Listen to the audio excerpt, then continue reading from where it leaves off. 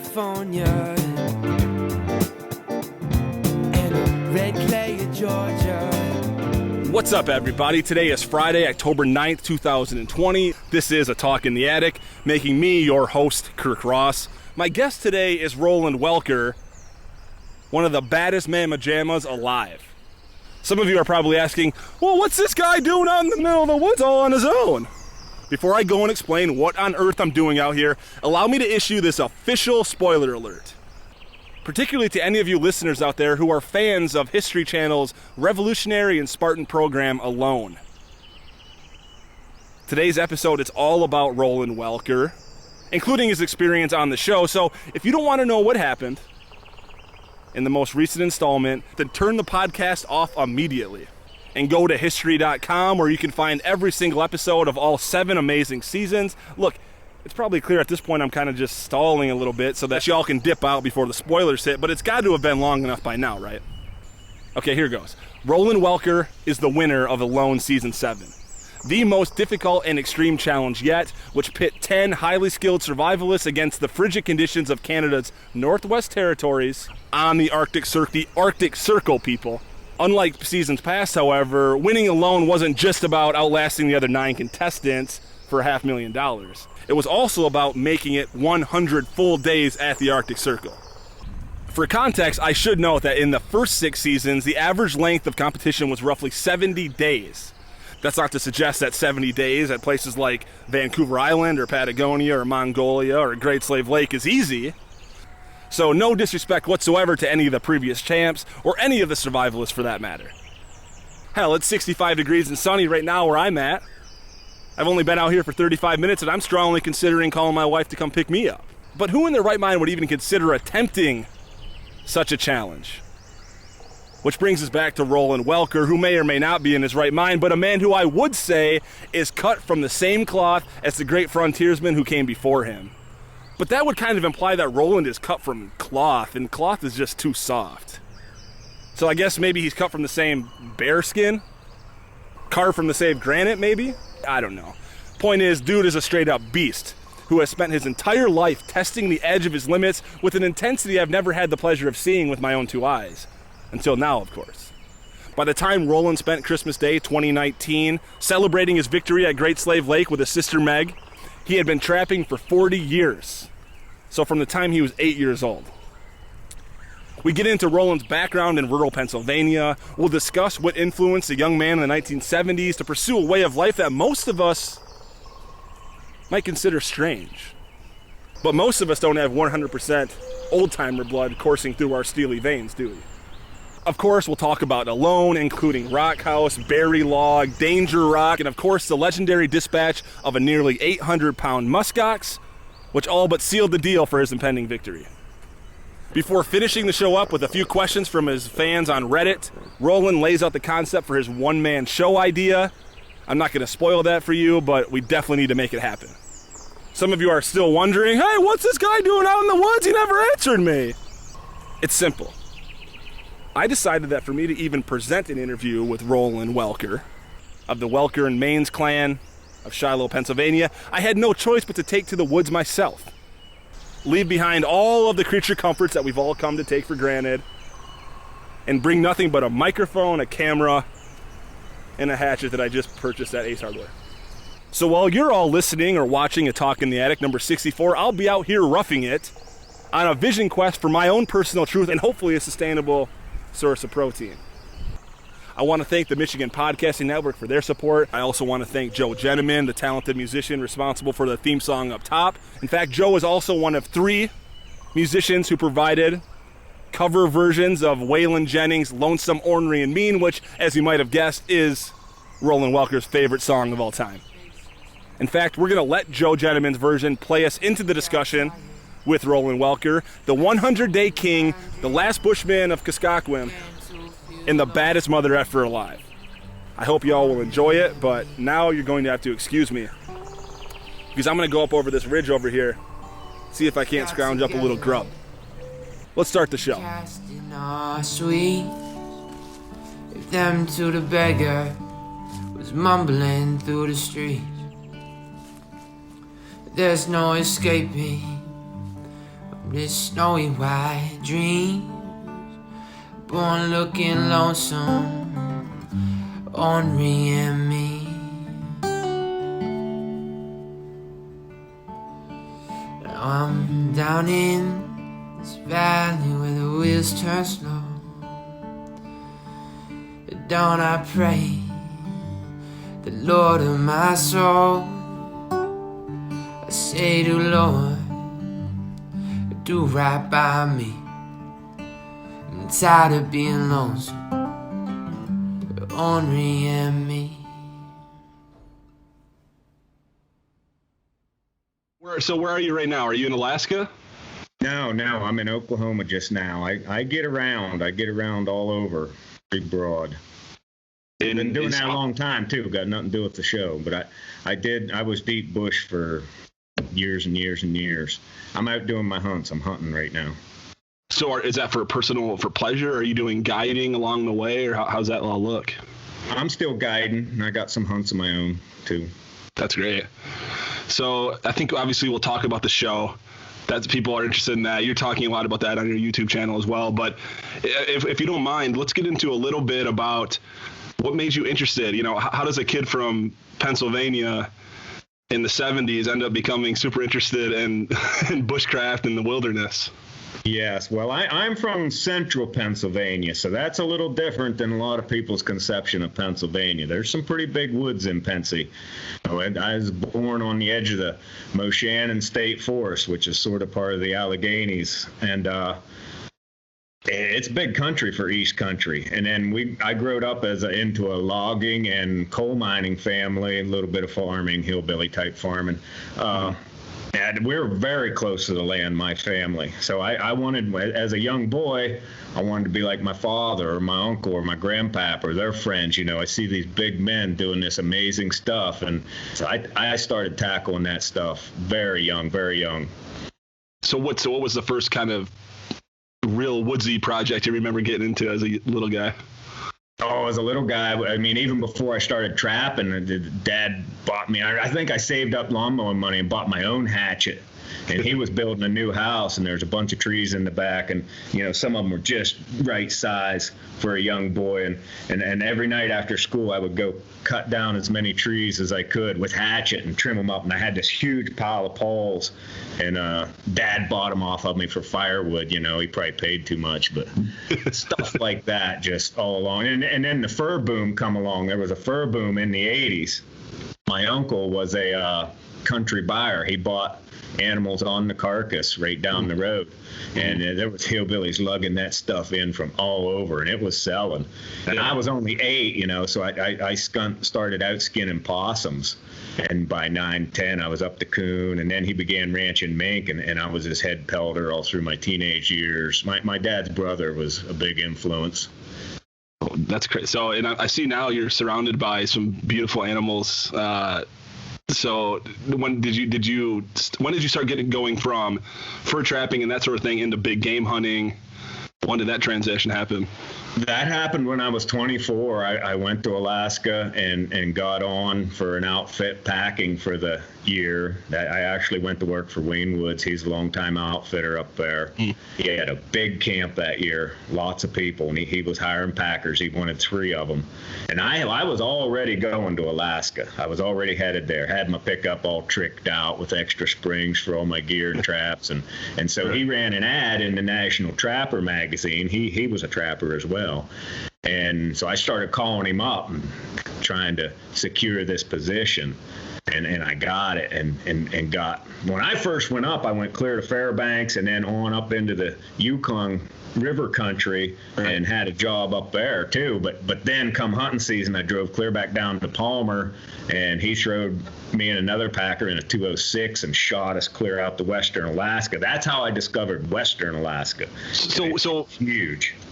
So I'm from Michigan, and you know, even though Alaska's part of the U.S., obviously we don't learn a lot about that in school.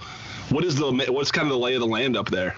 And when you say Western Alaska, what's that really mean? Western Alaska. It's, you know, when people think about Alaska, they're thinking about Denali or the the railroad or southeast or the North Slope. You always hear about the North Slope. Southwest interior Alaska is a mammoth chunk of country due west from Anchorage across the Alaska Range. There's no road. You can't get there from here unless you're in an airplane. I did drive a snow machine over once. It took 50 gallons of gas in 3 days. But you know, it's just this place you never heard of, the Kuskokwim River. Nobody heard of the Kuskokwim River, second largest river in the state, full of big rivers, and it's the largest one that originates in Alaska. The only river that's bigger is the Yukon. Yeah. And so when I hit that place, I was like, I'm staying here. So explain that feeling. I mean, you talked in the show, and I can tell just by talking to you now, you always wanted to be out in the wilderness. You know, at first it started because you were maybe emulating your heroes, but what was the draw to just such a remote, untouched spot? Yeah, it was like I always wanted to be one of the frontier. Always felt I should have been one of the frontiersmen or mountain men settling the American continent, not necessarily just the West. There was some real wild stuff happened in the East if you go back far enough, and I never got to have that because I was born in the 70s. And growed up in the 80s. So here I am. I get to Western Alaska. These guys are doing all these hunting trips out of wall tents and stuff, and there's all this vast country. You can't even believe it till you see it. Till you lay eyes on this kind of country. I could talk about it all day long, and you won't get it.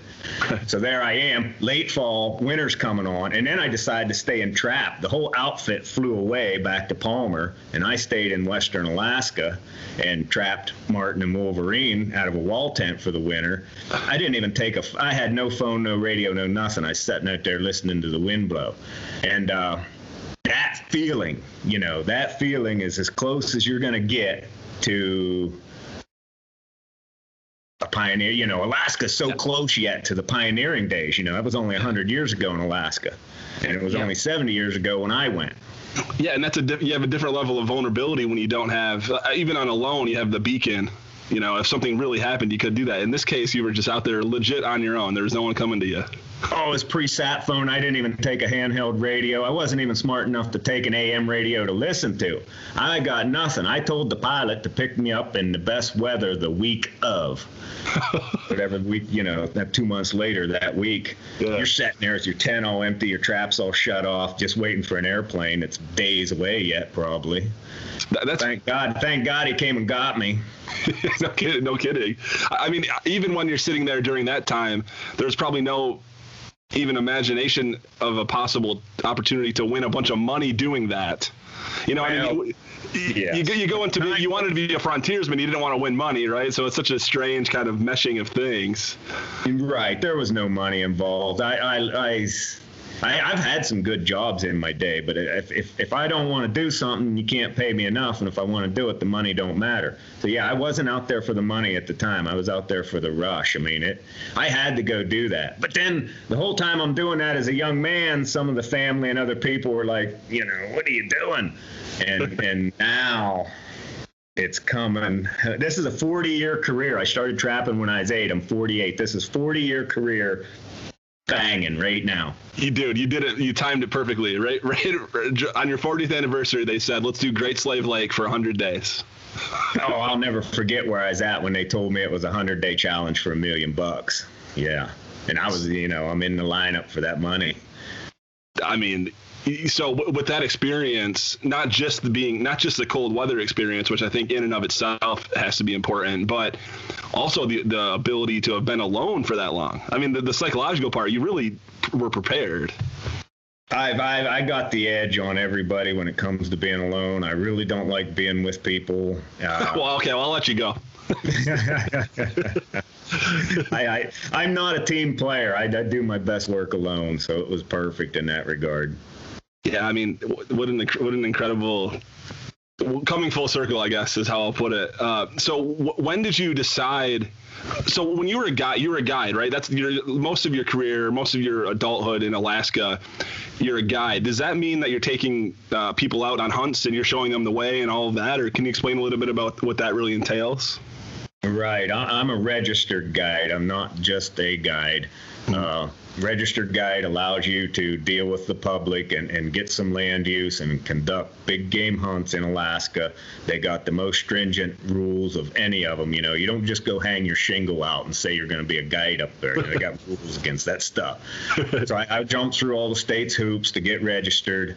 And Western Alaska is some of the remotest there is. And you know, we're taking these people that have zero wilderness skills and getting them. I mean, we're like the recon of the hunting world. We're flying in, scoring, and flying out before the next weather front pins us all down, you know, and getting another batch of hunters into the transition. It's very stressful. So do you rely on other pilots, or are you able to fly too, or how's that scene look up in Alaska? I know that most places, or a lot of the places you're going to, are by plane only. Yes, lots of airplane. I hire all my flying done. I can't do both. You're either a ground man or you're a pilot. Got it. So when you took down the Muskox, that wasn't your first time field dressing a big ass animal. Right. I've literally hacked up and carried tons and tons, multiple tons of meat out on my back. I got pack frames sawed through by moose teeth that rode on there through the years, you know. 150-pound pack all day long. Yeah, I've done it lots. So like that's another example of just being so well experienced in this. But before we get into the show details, what's a crazy experience that you had out there, either on your own or as a registered guide, that's something that you're only going to see in Alaska or somewhere like that? Yeah, I mean, I got hundreds of stories like that. I'll give you a kind of a recent one. You know, stories can get long. That's great. I'll try to shorten it up. I was already talking to the History Channel and production about it, but I wasn't in yet. It was still the process of maybe getting in, but you can't tell nobody, of course. So I'm doing all that at the same time. Well, I go to Anchorage for my spring hunts, and then we get flown out, and we were on top of the mountain. I had a New Jersey client come, and he had never been camping before in his life.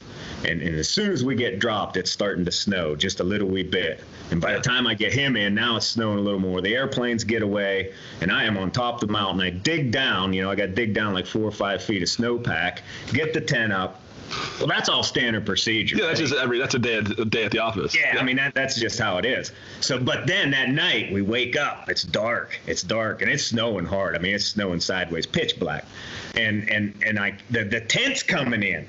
And I get up and go outside with my headlamp, and here it's snowing so much it's filling in the tent hole. It's actually going to cave us in. So I shovel it all out. Long story. And I'm soaked. I am soaking ass wet. Go back in, get all them wet clothes off, jump in my sleeping bag, put my dry clothes on. 3 hours later, the tent's caving in again. Take off my dry clothes, put on all my wet clothes, go out in there with the headlamp, muck it all out again. For 30 hours, it snowed. Oh, every 3 hours for 30 hours, I got up, put on my wet clothes, and went out and cleared that tent. You had to. It was caving in if you didn't. Right. And there's more to do that, but it'll take up too much time. But I mean, that's a risk of hypothermia every time you're doing that to some extent, isn't there? Yeah, you can get sick maybe, but I never get sick. Or you could get lost. I don't get lost. You could get all kinds of things, but you know, you got to be ready, man. You got to, like, I didn't feel like putting them wet. It was tempting to go out with your dry clothes on you were sleeping in, but you can't do that. Then they'd have been soaked too. I changed into them soaking ass wet clothes every time I went out. Yeah, I mean, well, let's face it, Roland, you were supposed to have been born back, I don't know, 400 or 500 years ago or 300 years ago or something. So you maybe wouldn't get hypothermic. A guy like me, I don't think I would make it too long doing that, but I would certainly try. I guess if you're in a position. That's what I'm there for. You stay in your sleeping bag. That's true. So when do you go from, first off, I can't imagine you're watching a lot of TV in general. You're not a TV guy. I watch the show until once I was in the process, then I began watching it to pick up some camera moves and just to see how. Well, yeah, I think you were really good at the cinematography. I love the scene where you had the whiteout and you kind of set the tripod down, and we're kind of like just tracing back and forth. That was such a, it actually worried me for a second that you actually were getting lost, but of course you weren't. It felt that way. But talk about going from one of the world's best cold weather guys, one of the world's best guys, to saying, okay, I'm going to try to make this TV show and give that a whirl. Talk a little bit about that decision, and then of course the process, and then we'll get into your experiences out there. Right. Well, all my clients started showing up talking about this show 7 years ago, and there's this show on History Channel, and then they'd explain it, and they said, you'd be so good at that. I told them all, get me in there, I'll win it, I'll do it. And they're all like, because I know it would take somebody on the computer to get me in there, and they never did. But my sister finally went through all the hoops with me to I mean the legwork to get in there, folks, is huge. Oh yeah. So I was aware of the show, and I felt like I could do it. I felt like I wanted the exposure, and I got to show the world all my moves, man. It was okay. Amazing. Let's just get into it, man. Let's just get into it. So let's start with the toolkit. That's kind of your first decision, right? Are you happy with your toolkit? Is there anything you would have swapped out of there? No. My list is, I would take that list anywhere. That really? Was a good list. But then once we pick our tools, we're allowed to, bring our own, the ones we want, it ain't like right. Yeah, some cattle. Nobody had the same kind of axe. Nobody had the same. Right. So there's a lot to it. It takes a long time to figure out what you want to take. I mean, well, you had 40 years kind of to plan it, I suppose. Yeah, I mean, I sort of did know. But 10 items wasn't enough. There's a couple more there I'd have liked to have for sure. What would you have liked to have? I'm not going to quite go there because people's going to pit in. I'm going to get so many of my moves stolen already. Yeah, I hear you. Seriously. Yeah. Well, the ones that got showed are, you're going to see everybody building a meat crib. You're going to see everybody putting berries in a log. I mean, I got to watch what I'm doing here. That is true. I mean, everyone would probably want to build rock house too. Talk about rock house. I mean, that was a lot of work. Those are 150-pound stones, probably, each one of those guys. Yeah, there was some more than that. You ain't gonna see nobody build rock house again. it ain't happening, dude. Rock house is going down in history. It's a shame. Did they deconstruct rock house the way they do all the other ones?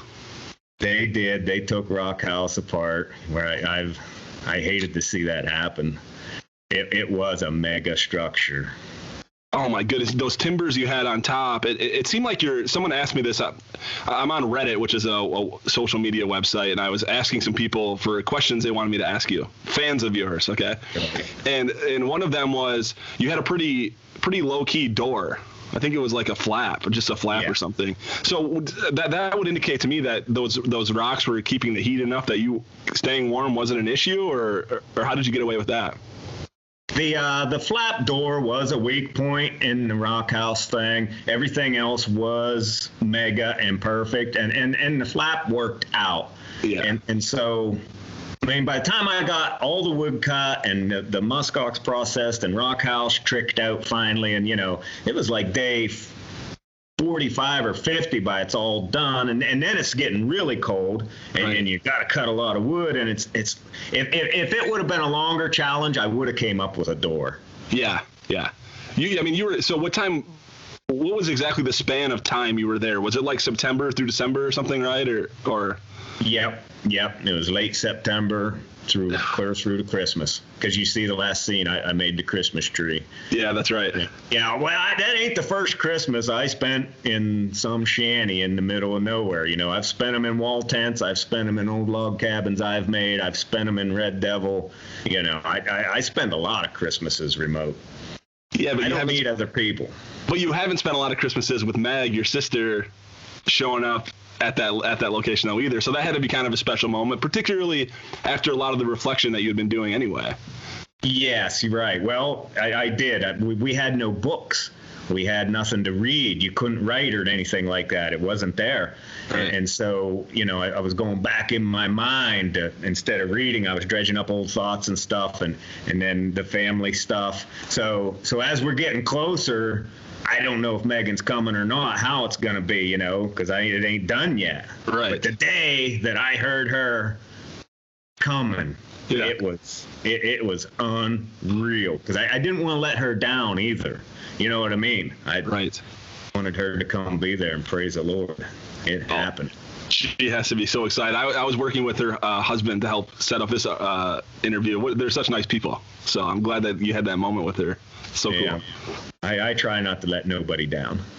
Yeah, well, he certainly didn't let the viewers down. So let's talk about the Muskox, man. Like when you had the chesty, the GoPro chesty going, and it looked like a video game of some sort. But take me through the whole process. If you want to get long-winded on this one, go for it. It's your show, my man. Yeah, well, there was a lot to the hunt. Obviously, that it wasn't a mortal strike right off the bat. So this thing's still alive. And I only carried 2 arrows on that hunt. I had 2 arrows. I broke one, and the other one's in the muskox. And so there I am on the side of the mountain, on the side of the rock. It's getting late in the day. I'm already 2 miles from Rock House, and this thing's not dead. And I know how this goes. It might sit there. Animals don't know when they're licked. Hell, he might walk away, He'll at least walk away, and you might not find him the next day, Or he walks away, and the wolves turn him into, wolf crap in the night. And so my choices was camp out with this thing until it dies, which I didn't have my sleeping bag or nothing, or go back to Rock House and risk it getting away. Well, I have dispatched a couple animals in the past with knife, nothing this big, but so there I am, and there he is, and here's my knife. I thought I'm gonna finish him off right now, and he was pointing the right way where I could get in without him seeing me. I had to wait for him to position himself. Plus, I had a lot of battery left in my camera because the hunt was so dynamic. I couldn't film like I'd have liked to have. Right. And I had battery, and thank God I got the cameras set up right, and awesome. I moved in as close as I could to him, planned my strike, planned my escape route, adjusted my GoPro a little bit to make sure it wasn't pointing too far up or too far down, and I couldn't tell, but I figured it was good. Yeah, dude, it was perfect. Camera aimed at him, and away we went. Oh my goodness! It was you can tell when I first go up to the camera holding the knife and saying that I just stabbed this muskox. I mean, I still get wired talking about it right now. I mean, the preparation that the life that you live and the preparation you had and the skills you have are all great, but that muskox, would you say above all else? I mean, that fed you for the whole time, not necessarily all the nutrients and fat that you needed, but that was kind of the key. Wouldn't you say? I mean, let's put it a different way. If you wouldn't have been able to snag that guy and dispatch him, what would you have continued to do? You would have continued looking. Were you doing any snaring out there? I had some snares out, but without the muskox, it was still a fight. Without the muskox, I see him. This is the grand prize strolling around. I knowed I had to kill that thing. And the story of the actual hunt's too long to get into. I stayed on him a long time to pull that off. So you're kind of just trailing him and kind of from a distance, and you were. I think you ended up saying you were 2.5 miles away from camp, right? That's what I figure. It was a very long way. I was at the edge of my perimeter. Oh man! And then now, of course, you have to deal with this big animal and all these other animals that are hungry. So, getting it in before everything started on. I mean, that night I went back in the dark, and I went back in the dark with my first load like this in my raincoat of smaller stuff, but it's still a heck of a load. And that night I had my headlamp. Everybody was given a headlamp. Mm-hmm. There was fox eyes coming down the trail. I had fox passing me on the way to that thing.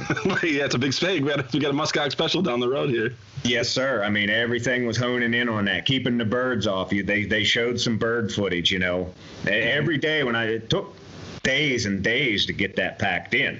Yeah. And so every time you leave that, there's certain things you got to do to make sure nothing gets it. And I don't really want to give a lot of that away, but of course. And you were, I'm sure you were very specific about the sequence. You don't have to give it away, but the sequence you took, the meat and the entrails and all that stuff had to have been as a result of what the other animals were going to be on first, I imagine, right? Oh, absolutely. Yeah, man. You take the choice cuts first. Yep. Yeah, so that was a long haul, a bunch of trips back and forth, but days and days, 8 or 9 trips. And it's that feeling of when you still get wired thinking about it. Is that the money? It's not just the money, but is it knowing that you're going to be able to just stay healthy? If you can stay healthy, you're going to be able to win this thing, or was it more of a primitive emotion that you were in touch with? Like, I just took down this animal that I'm going to now, it's going to keep me alive for a long time. Well, I mean, it was strictly primitive. It was strictly the adrenaline of pulling that stunt off. It was kind of spooky. It was, I had to work myself up to that. Dude, I mean, it made for amazing TV, and you got out of it somewhat scot-free. And in terms of, no injuries, which of course something could have gone wrong there. Speaking of injuries, you were concerned about Danger Rock a lot because it was dangerous as hell. It looked super dangerous. And you did fall down one time. Am I mistaken by that? Oh, I probably fell down every day. That just happened to fall down hard with the camera on. That was a pretty good spill. It's hard to tell with cameras anytime, really the true terrain and the elevation. No, you're exactly right. The cameras never get it. The cameras will never quite show you how steep it was. I mean, but even still, there had to be pretty real risk of kind of rocks jutting out and hitting you. I mean, like landing on your face or something. That whole thing made me nervous. I was happy when you decided that you weren't going back out there for the season. Yeah. Me and Danger Rock went around and around and around. I swore off of it a couple times, and it kept suckering me back in. I made Danger Rock pay, though. Yeah, well, Danger Rock didn't take home any money, I'll tell you that much. You said something in the show that was just, I never thought of it this way, which is so cool. You had the mouse, or I think you called him just Mouse. If I'm not mistaken. Mouse, yeah. So you had Mouse, and he was sneaking into meat crib and all this other stuff, but you decided once you shored up your storage situation that you were going to let him stay there. Explain that logic. I had never heard that, and I think I don't know. It's cool to think about. It's a different way of thinking than I had. It goes back to a lot of my experience. It's sometimes if you're better off with what you got than what's, if I had killed Mouse, a whole bunch of mice might have run in. I think he was like a king mouse, keeping everybody. He was pissing me off. Mouse almost got it a couple times, but in the end, we got along. Yeah, and so you never had any issues with that once you found the design flaw? I mean, I had to keep moving stuff around. He was a little prick. I mean, I wonder if he's got the same buzz that you had when you took down that Muskox. Does he have the same buzz when he found his way into the, into meat crib? I'm sure he did. Probably did. Mouse can get. Yeah. So, I mean, what an incredible performance. It's like you're built to do it. Talk a little bit about the less tangible part of survival out there, which is, of course, the mental part of it. You're well adept at being on your own, but unfortunately, and I'm sorry about this, but you had lost your mother recently, and you hadn't seen a lot of your family because of your life. And talk a little bit about how that all played into the whole process, if you're willing to, of course. Oh, yeah, no sweat. I'm glad for the question, because I dedicated the win to my deceased mother. Her name was Welker, and I describe her sometimes as the strongest person I ever knew. She had a willpower that would just blow you away, and I draw a lot of strength. I believe a lot of my willpower comes from her. Mm-hmm. And, she gave that to me through the blood. We didn't have a lot in common. It wasn't a mental thing. It's just how she was made, and it got passed on to me. And so, as I said, I was in Montana getting ready. I picked Montana to get ready for a number of reasons. I go all over the nation. It ain't nothing for me to show up someplace. And so Mother passes away, and I think she might have been one of the first Corona deals, to tell you the truth. Oh, wow. They died. It was a long time before the whole. Yeah, but I wouldn't doubt that either. Yeah. Well, they diagnosed, she had a bunch of surgeries, but then come down with some kind of pneumonia from in the hospital, I guess. And they called it some kind of weird Asian flu. Wow. 6 months before the whole Corona crap. But so anyhow, that's going down back in Pensy. I'm clear out in Montana. I mean, I'm picking gear, making all these arrangements to pull this off. Right. And I dodged a funeral. I stuck that with Megan and my father and made them stay home and deal with it, and I skipped it. So that just fortified me a little bit more to see this through and dedicate the win to my mother, and got it done. Dude, you so got it done. She has to be so proud. Have you talked to all your other family? I mean, have a lot of family that forgot about you, that you forgot about coming out of the woodwork now that you're Roland Welker, the millionaire Bushman instead of just the Bushman? There's some people turning up. Yeah, of course. And now you're kind of a celebrity. It's all good. Oh, well, hey, it's better than not having one, right? For sure. Yeah, man, I love it. If I didn't win, I'd be bummed. Now that I won, I can lighten up a little bit, because you can see I was kind of edgy there through the whole thing. Oh yeah, I mean, you weren't. You ultimately were alone for the last 15 days. Were you the only one out there for the last 15 days? Was it? I believe Callie was day 89. She made it to 89, if I remember correctly from watching. But I didn't know that. You don't know that. As a player, you don't know nothing. Of course. I mean, they kind of. I was confused a little bit, because in seasons past, one person won. This year, if you and Callie both would have made it, would you have both won money, or were you splitting it, or how did that work? We had to split it. Okay. And then, Callie and Kylan both were great so good women. But, there was too much on the line. I didn't want to split that pot, and I didn't want to split the title. No, of course not. Right, yeah, that's no disrespect to them. You're a competitive person. I know. I got loads of respect for both of them, too. Yeah, I mean, I think the whole cast was – I was impressed with the cast. I mean, honestly, I would be lying if I didn't think that. Right when we first met you, I looked at my wife and I said, okay, that guy's – if there's a person in here doing it, it's this guy, and I was talking about you. But – so since then, you become somewhat of a celebrity. Here we're talking, some strangers talking, but have you been recognized anywhere, or you're not really a city boy, so you don't really run into a lot of people, I imagine? Well, I travel to different places, and I do run into a few people. There's been a couple sightings. Oh, yeah, I can imagine. Dude, I can imagine. So, okay. Give some advice for those of us that are maybe a little bit less experienced, which is essentially everybody. Everyone listening is less experienced than Roland. Talk about getting woods. Let's talk about getting woodsy. Give me some tips on how to get woodsy. Well, to get woodsy, like me, you got to go live it. You'd have to move off the grid and live it. You can't do it by going. Now, course or two be good.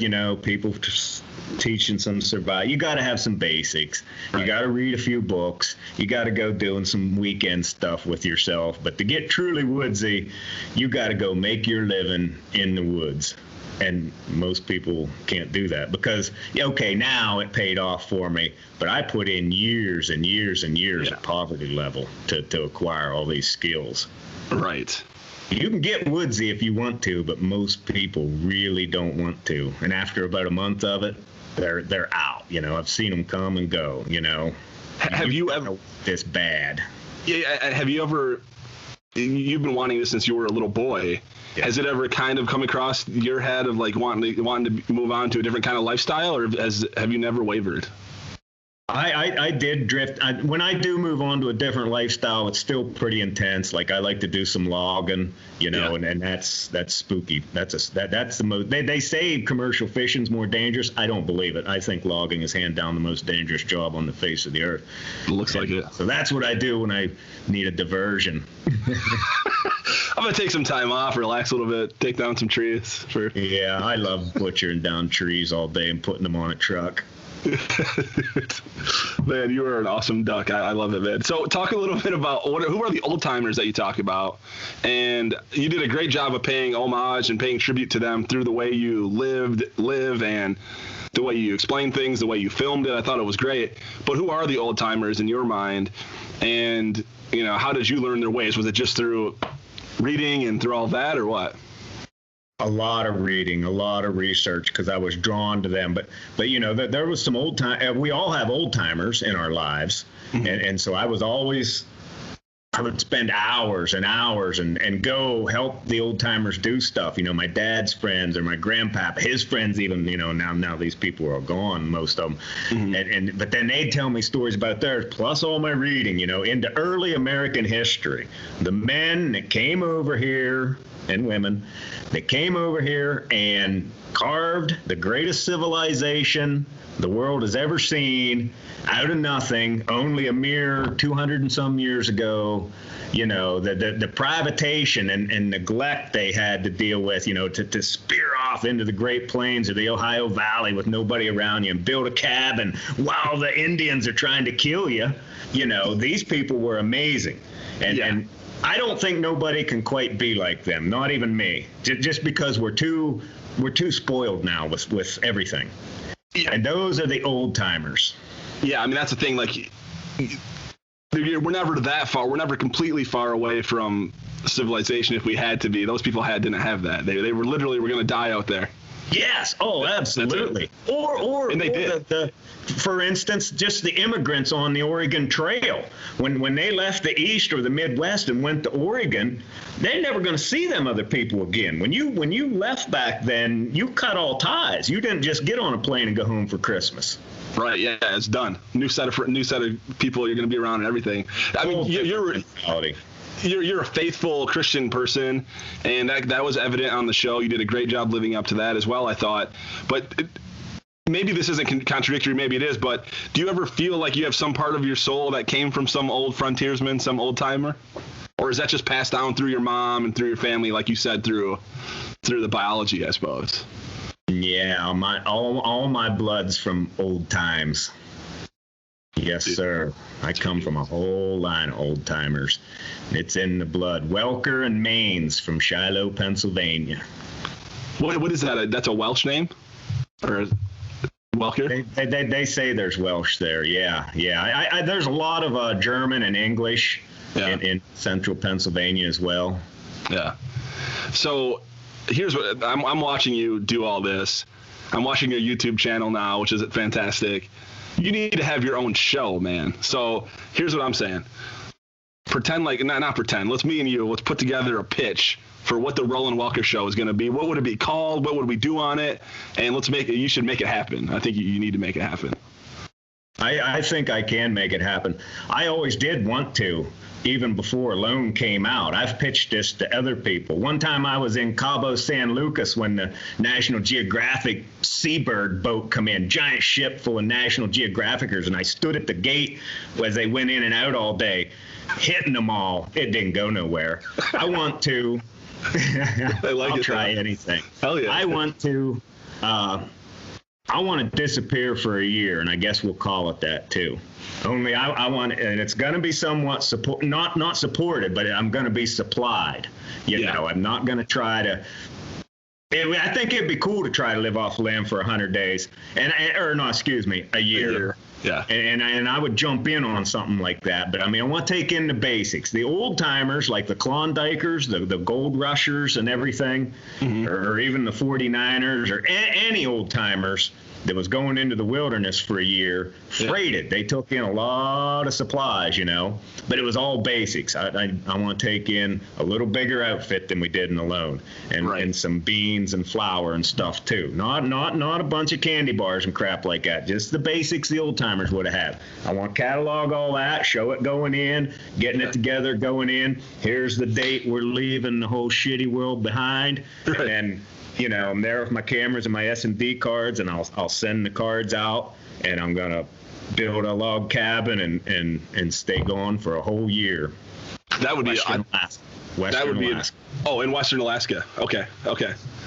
I mean, so there would be a really heavy educational bend to that, because you could actually explain about. You could actually educate the viewers on why you're doing what you're doing in some cases, but also linking it back to the historical relevance of your choices and things like that. That would be a show. Oh, absolutely. Yeah. And I can take a few books too, and I can take a journal, and I'll journal every day. And yes, be reading some old timer stuff and link it with all that. And the cabin will be going up, and the seasons evolve, what we do this season and why we do it this season, and the whole thing. That is so attainable. I feel like I'm going to do that. You can do it with your own. Yeah. I want somebody to pick it up, but if they won't, I'm still doing that. I'll just put it out on my own website. Hell yeah, dude. I'm down. I'll help you with the audio for it after you're done. Okay, well, man, we're 40 minutes in. You've been an awesome guest. Would you mind if I ask a couple more questions that some of your fans from Reddit have asked? Yeah, let's try it. Okay, so I kind of have them categorized here. So I picked a few that I really like. So one person asked, what was it like with the weekly segments with Colby? So you already knew you won, obviously, by doing the post-show interviews.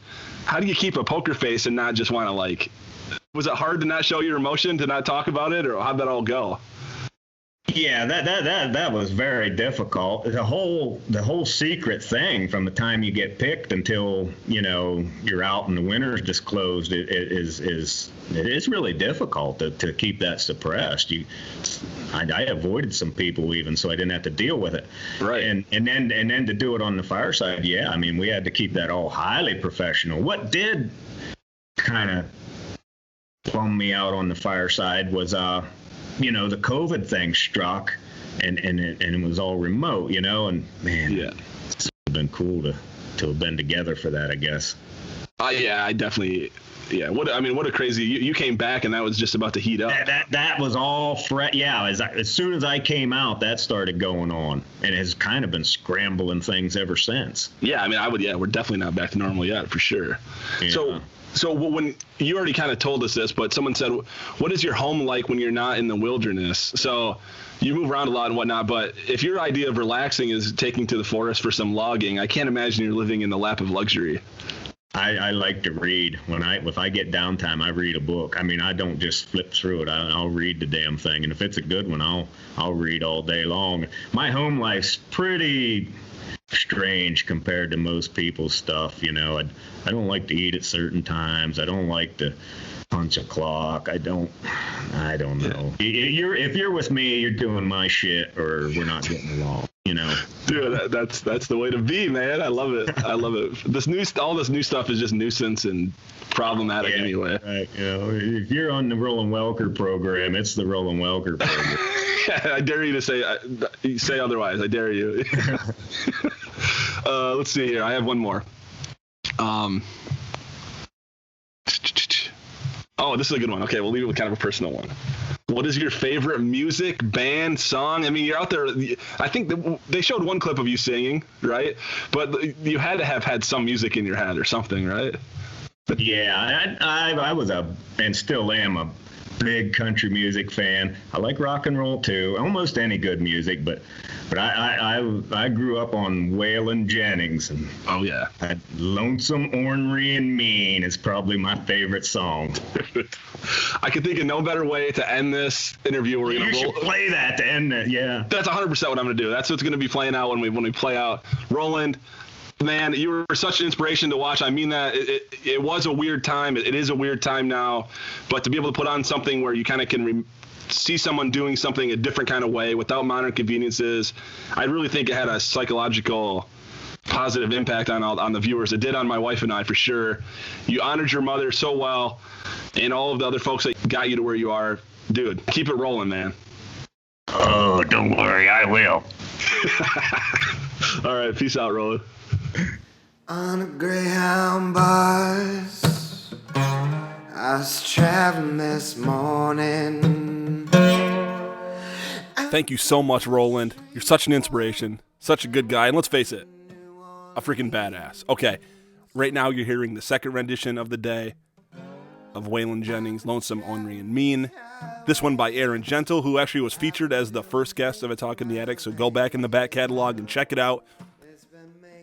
But make sure you stick around through Aaron's rendition, because there's a hip-hop version from friends of the program, Street Brokers, which sounds crazy, a hip-hop version of a Waylon Jennings song. but they knocked it out of the park, as did all the other artists. But this one specifically, they took a Waylon Jennings song, made it hip-hop, but also wrote lyrics specifically for Roland. Make sure you stick around and give that a shot. Check all these people out in the show notes. Go check out Roland's website, his YouTube. He sells some merch. Book a trip with him. Dude, how crazy awesome is this guy? Take it away, Aaron, and stick around for the Street Brokers. Peace! Began to feel so lonesome, ordinary and mean.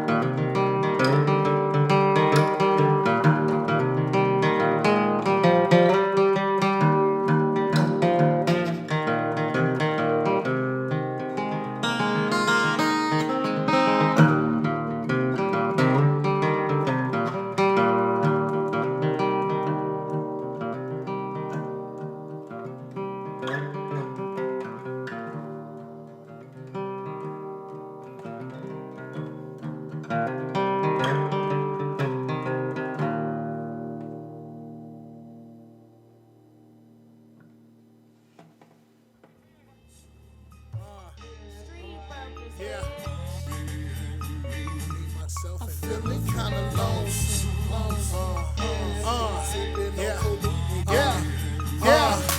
I'm feeling kinda lonesome. Sipping on codeine, it got me ornery, and me, my baby, you might say I'm on one. All I need is me, my marijuana, a couple swishes, and a lighter by my lonesome. I ran out of papers like MacGyver. I made something out of nothing. Now I'm blowing. Put me in the middle with nowhere to go. 100 days and nights I'm going. Put me in the middle with nowhere to go. 100 days and nights I'm going. Put me in the middle with nowhere to go. 100 days and nights I'm going.